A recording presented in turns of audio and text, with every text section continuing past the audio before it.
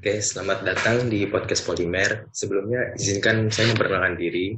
Nama saya Ate Fali Mujono dari Kimia Angkatan 2019 pada siang hari ini sebagai podcast dari Polimer dengan tema rasisme. Dan pada siang hari ini kita kedatangan narasumber dari Kimia Angkatan 2019, yaitu Mas Depan. Kepada Mas Depan, silakan memperkenalkan diri, Mas. Halo semuanya, pendengar podcast Polimer. Kenalin aku Depen dari Kimia 2018. Tahun ini aku dipercaya jadi wakil ketua bidang BEM FSN dari sosial politik. Oke, gimana kabarnya, Mas? Baik nggak? Baik, alhamdulillah nih. Gimana kalau Ataya sendiri? Saya sendiri, Alhamdulillah baik. Oke, langsung saja ya, Mas ya. Mantap. Iya, boleh. Jadi sekarang kan zaman itu udah serba media sosial. Apalagi di era pandemi ini banyak informasi dan berita yang bisa didapatkan dengan mudah. Dan baru-baru ini lagi marak-maraknya berita terkait adanya rasisme. Nah, menurut Mas, rasisme tuh kayak gimana sih, Mas? Kalau menurut aku mungkin mendapatkan rasisme itu sebagai analogi yang tepat itu adalah suatu penyakit atau virus ya, yang memang itu sudah melekat dalam kehidupan kita sehari-hari gitu loh. Tapi melekat di sini bukan seperti virus yang namanya seperti virus, melekat itu kan kita bisa menghindarinya kan, kita bisa mengurangi gitu. Kalau rasisme ya seperti itu kalau menurut aku sih. Karena memang itu sudah berakar dari dalam gitu. Bahkan aku pernah mendapat satu kata-kata dari LSM Elsam, itu dia berkata kalau rasisme itu sebenarnya sudah berakar dan juga bersifat multidimensional gitu. Multidimensional di sini berarti mencakup dari semua lini, misalkan lini sosial, lingkungan, ataupun ekonomi, kayak gitu. Hmm. Nah, dari penjelasan Mas tadi kan Mas bilang menganalogikan kalau rasisme ini seperti virus yang dapat dihindarkan. Lalu, mengapa praktik rasisme itu masih ada hingga saat ini, Mas? Itu yang aku bilang, nama seperti ya kita sekarang juga dalam masa pandemi corona COVID-19 kan. Tetap aja gitu loh, ada orang yang memang bandel kan istilahnya untuk tidak menggunakan masker ataupun tidak menjaga jarak. Sama halnya seperti rasisme ini gitu loh. Memang dapat dihindarkan, memang dapat diminimalisir, tapi dalam keberjalanannya, dalam implementasinya sendiri itu eh, agak susah gitu loh dari setiap orang ini untuk menghindari dari namanya rasisme itu. Kira-kira apa aja sih, Mas, hal-hal yang bisa menjadi pemicu adanya rasisme, Mas? Kalau ditanya hal pemicu, sebenarnya kalau menurut aku ya kunci dasarnya itu tetap dari pendidikan dan keluarga. Karena seperti yang kita tahu kan, kita dari awal pertama kali menempa ilmu itu juga dari keluarga, bukan dari sekolah ataupun dari teman-teman sepergaulan gitu loh. Karena kita lahir juga pertama kali ketemu dengan keluarga gitu kan. Jadi kalau menurut aku mungkin menjawab tadi pertanyaan sebelumnya mengapa kenapa praktik rasisme itu masih ada, ya itu bisa jadi dari sistem pendidikan di Indonesia seperti apa, sistem pemikiran dari sebuah keluarga seperti apa. Karena aku juga mempunyai pengalaman pribadi juga gitu loh. Temenku jujur gitu kan. Aku jadi pernah tuh waktu SMA main tuh ke tempat temenku ke rumahnya. Terus setelah pulang, mamanya ngomong, oh dia orang Chinese ya gitu. Dibilang sama temenku, iya gitu kan. Oh jangan deket-deket ya gitu. Nah itu dia salah satu menurut aku faktor-faktor yang memang menjadi pemicu gitu. Kenapa seorang minoritas itu selalu dikerdilkan gitu loh. Apalagi dia membawa dari ras gitu kan. Dan kalau hal pemicu, menurutku yang pemicu terjadinya rasisme sendiri itu tetap dari pendidikan yang memang kurang menurut aku. Pendidikan tentang saling menghargai, saling menghormati satu dengan yang lain, itu sangat kurang gitu loh. Pendidikan di Indonesia tentang saling menghargai dan saling menghormati itu hanya sekedar teks yang aku tahu gitu. Tapi dalam pengimplementasian, seorang guru pun bisa melakukan rasisme gitu loh. Kayak gitu. Berarti karena kurangnya pengetahuan yang lama-lama jadi merambat ke lingkungan seperti itu ya, Mas? Betul. Jadi tuh sistemnya tuh dia seperti akar rumput gitu. Jadi dia ngerambat gitu. Terus akhir-akhir ini kan juga sempat viral, Mas. Ada rasisme terhadap mahasiswa Papua, di mana mereka tuh diberi julukan yang bisa dibilang tidak pantas gitu. Bagaimana pendapat Mas tentang isu rasisme dan diskriminasi terhadap mahasiswa Papua ini, Mas? Sebenarnya kalau untuk membicarakan soal mahasiswa Papua, aku sempat bertemu dengan orang Papua langsung gitu kan, yang memang dia tinggal di provinsi Papua, bukan dan Papua Barat. Dia anak Untak angkatan 2016, jurusan hukum gitu loh. Yang bisa aku ceritakan di sini mungkin kalau tentang isu rasisme dan diskriminasi terhadap dia pribadi sebagai mahasiswa Papua itu sering terjadi juga gitu loh. Bahkan di kalangan pendidikan gitu, di lingkungan pendidikan. Kayak misalkan dia mau skripsi tapi dilama-lamain gitu, sampai ada yang katanya dia cerita ada yang sampai 2 tahun dilama-lamain. Dan juga pembagian nilai juga kadang-kadang tidak adil gitu loh, karena memang dosennya sering melihat oh ya dia orang Papua gitu loh. dia orang Papua, dia orang lain lah istilahnya. Dan juga ya kayak untuk berteman sendiri juga susah gitu kan, karena yang dia ceritakan sendiri, untuk berteman yang memang ingin berteman itu sangat sedikit gitu loh. Dan juga kalau misalnya kita telisik lebih jauh, ketika kita berbicara tentang rasisme dan diskriminasi mahasiswa Papua itu bukan hanya terjadi di daerah kita, tapi di daerah mereka pun sering terjadi gitu loh.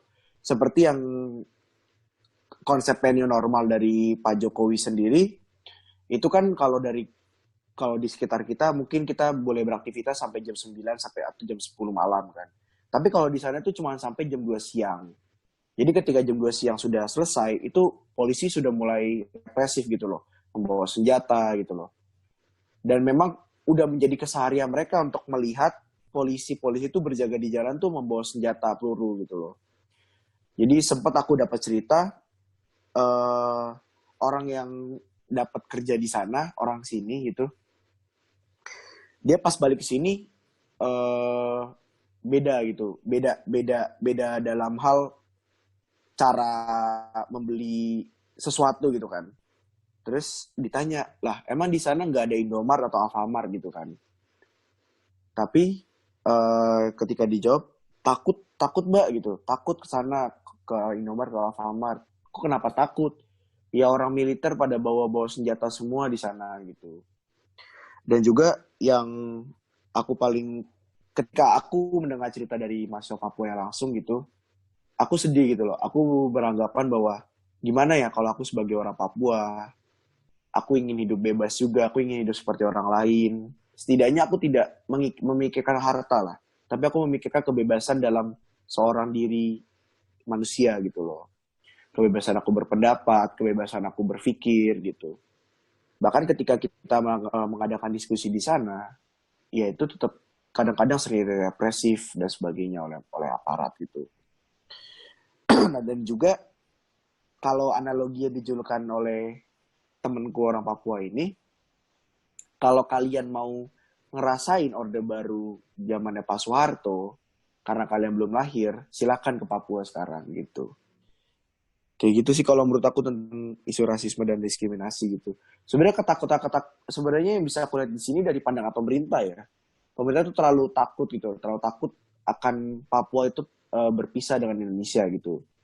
Tapi sebenarnya yang harus bisa ditelisik lebih dalam, apa sih yang diinginin orang Papua ini? Apa sih yang diinginin orang-orang sana gitu? Mereka tidak menginginkan harta gitu. Mereka tidak menginginkan kekayaan yang mendalam gitu. Enggak, tapi mereka cuma menginginkan tanah leluhurnya, ya memang tanah leluhur gitu, jangan sampai diapa-apakan gitu.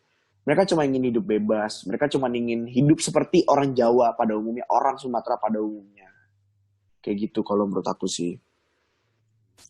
Jadi sebenarnya kalau banyak rasisme terhadap mahasiswa Papua itu sebenarnya memang sudah ada kebiasaan yang salah dari dulu, di mana mereka selalu dianggap kecil gitu ya, Mas. Iya, sebenarnya kalau kita lihat sendiri dari perawakannya sendiri kan memang orang Papua itu sudah berbeda gitu. Bahkan ketika kita berbicara soal sejarah sendiri, Bung Hatta tuh sudah pernah mengingatkan gitu untuk bahwa Papua itu beda sama kita. Papua itu juga dari dulu dijajah sama Portugis bukan sama Belanda. Ya kalau mereka tuh udah bangsa sendiri gitu anggapannya seperti itu. Tapi ya memang yang beberapa dari informasi yang ku baca dan ku temui, usaha untuk merangkul Papua itu hanya sekedar untuk memanfaatkan dari sisi perekonomian ataupun kekayaan alamnya gitu. Kayak contoh seperti Freeport dan anak-anak perusahaannya itu kan banyak di sana kan. Dan yang disesalkan itu pernah ada satu analisis diceritakan oleh temanku orang Papua ini, ketika memang kekayaan Freeport itu langsung jatuh ke orang Papua, keuntungannya itu satu orang Papua bakal mendapat 1 triliun gitu. Ya itu yang sangat miris sih ketika memang misalkan memang itu benar terjadi 1 triliun, seharusnya Indonesia bisa kaya gitu. Dan yang kita bisa lihat sendiri aja gitu. Dulu bahkan di zaman sebelum Pak Jokowi kan BBM di sana harganya beda, bahkan bisa sampai 50.000 untuk solar gitu kan. Bahkan kita beli BBM di sini dulu pas zamannya Pak SBY kan cuma 4.500 kan. Ya itu sih yang menurut aku agak disayangkan tuh. Dan juga ketika kita berbicara iklan dari satu perusahaan minum kayak Sumber Air Sudekat gitu kan, yang kita menganggap Papua itu kekeringan, Papua itu kekurangan air, sebenarnya itu salah gitu loh. Karena memang air itu di mana-mana kalau di tanah mereka gitu. Kecuali beda halnya misalkan di NTT ataupun NTB gitu. Ini disclaimer gitu ya, bukan untuk menjelekkan. Tapi kan memang untuk dalam kondisi geografisnya sendiri, Papua sendiri itu sebenarnya tanah subur gitu. Nah, Mas, setelah banyaknya isu rasisme, baik yang dari mahasiswa Papua ataupun yang lain-lain, sebenarnya apa sih, Mas, yang harus kita punya? Apa yang harus diterapkan pada tiap orang untuk meminimalisir adanya tindakan rasis itu, Mas? Kalau yang pertama diterapin itu yang pasti kutekankan yaitu saling menghargai. Karena mau apapun suku kalian, mau apapun agama kalian, mau apapun warna kulit kalian, pendek, tinggi, ganteng, jelek, itu semuanya pemberian Tuhan gitu. Dan memang harus kita syukuri. Dan alhamdulillah kalau misalkan kita tidak ada cacat ataupun kekurangan fisik gitu kan. Tetap untuk saling menghargai dan itu bukan jadi satu tolak ukur dalam hidup menurut aku ya. Karena kita semua diciptain dari gambarnya Tuhan kan gitu. Tetap untuk saling menghargai dan saling menghormati satu dengan yang lain gitu. Sebelum kita cukupkan, Mas ada pesan nggak untuk pendengar podcast ini? Ya semoga dengan kita membahas sedikit tentang isu rasisme ini, pendengar podcast terutama dari jurusan kimia gitu, angkatan 16 sampai 19 ataupun 20 nantinya, bisa mengambil kesimpulan bahwa memang praktik rasisme dan diskriminasi itu sangat mudah terjadi dalam lingkungan kita gitu. Sangat gampang terjadi dan sangat sering terjadi gitu. Tapi sudah seharusnya kita selayaknya sebagai makhluk sosial, sebagai manusia yang mana bergantung hidupnya pada orang lain juga dan tidak bisa hidup sendiri.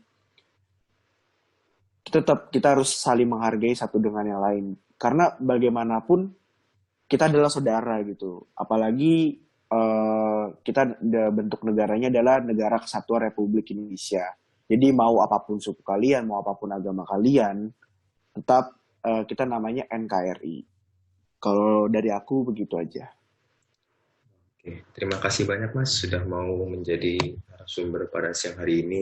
Semoga dengan apa yang tadi sudah Mas sampaikan dan sudah Mas berbagi beberapa pengalaman pribadi, itu mungkin agar bisa menyadarkan kita untuk tidak melakukan dan menjauhi yang namanya tindakan rasisme ya, Mas.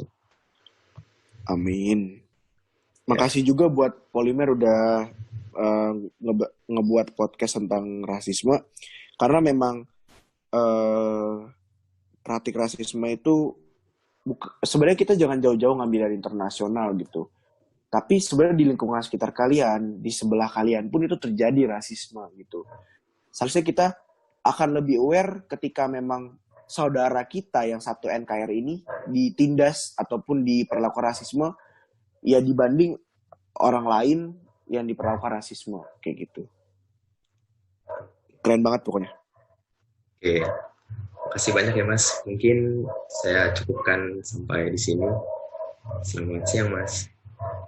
Iya, siang. Terima kasih banyak ya Mas. Yuk, makasih. Halo? Halo? Aduh, keren banget deh Mas Ataya.